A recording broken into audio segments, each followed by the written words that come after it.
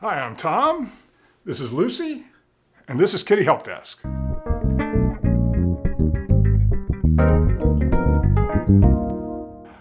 So today I want to talk to you about something that seems to be a surprise to a lot of people, and that is that many cats like to play fetch.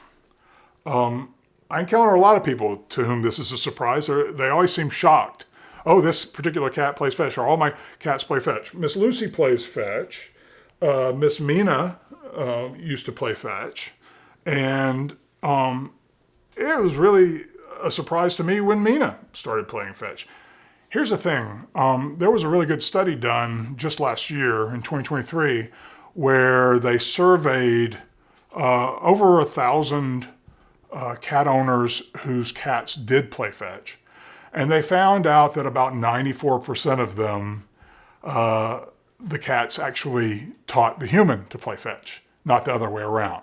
It's very unusual for a person to try to teach a cat to play fetch. I don't know that I've ever encountered that situation. Instead, the cat usually sort of just shows that they will bring the toy back when you throw it. And, we often throw toys for them, but it's their choice to bring it back. They initiate this game, and they will ask for it to continue if you will indulge them.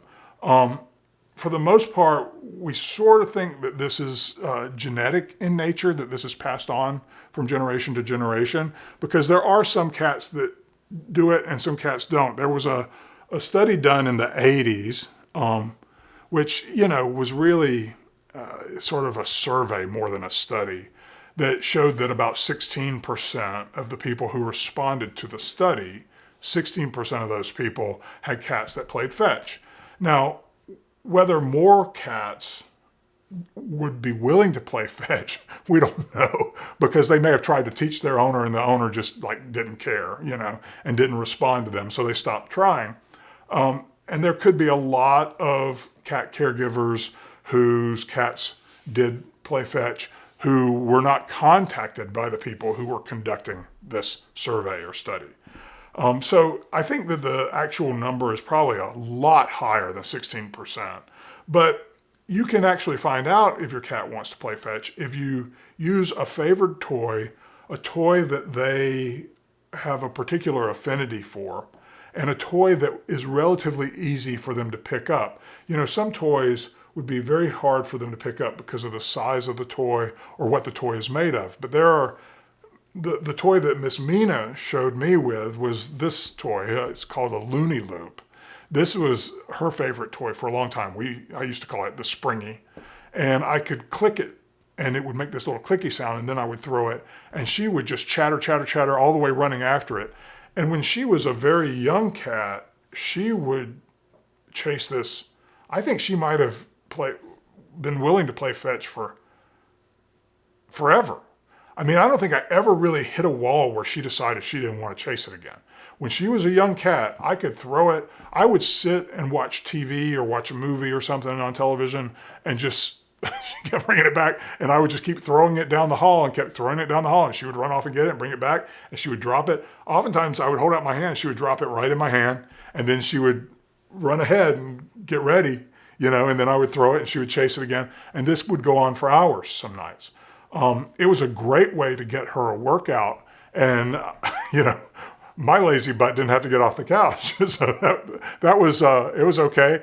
And then one day we were playing around Lucy, and Lucy ran and got it. So then Lucy showed me that she liked to play fetch too, right, Lucy? And to this day, we play fetch less often than Mina and I did. Mina wanted to play every single night. Lucy only wants to play sporadically when it's up to her. But this brings up a very important point.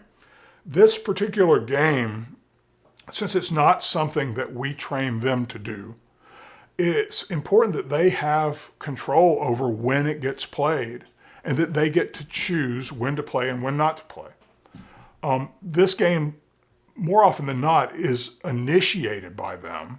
So you just, in many cases, you just have to wait for them to decide that they're ready to play. Now, you can help them decide that by setting up a situation where you play in the same spot all the time. So like if you're seated in a particular place every time you play this game, they will start to see you going there as an invitation potentially to play the game if they bring the toy over.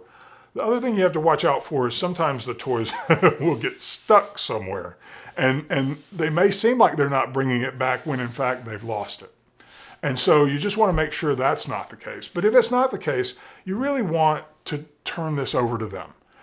And this can be a really good exercise for all of us to really surrender to this relationship with our cats to a certain degree, to allow them to make the choices about what they would like to do and when they would like to do them, as opposed to us sort of trying to micromanage everything that happens to them.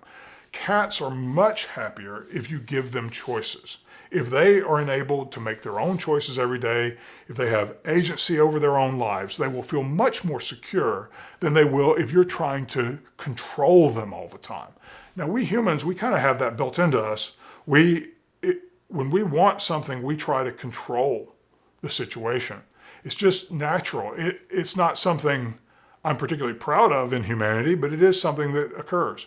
So you just have to be aware of that and try to overcome that impulse within yourself when it comes to dealing with your cat, and hand the control over to them. Even go so far as to ask them when they want to be petted, ask for their permission to pet them. All of these things, giving them more control over these interactions with you is only upside. There is no downside to it. Everything results in a better relationship between you and your cat. And at the end of the day, isn't that what we all want anyway? We want to have a positive relationship with them. So thanks for watching. Please like and subscribe, and I'll see you next time. Thanks. Bye.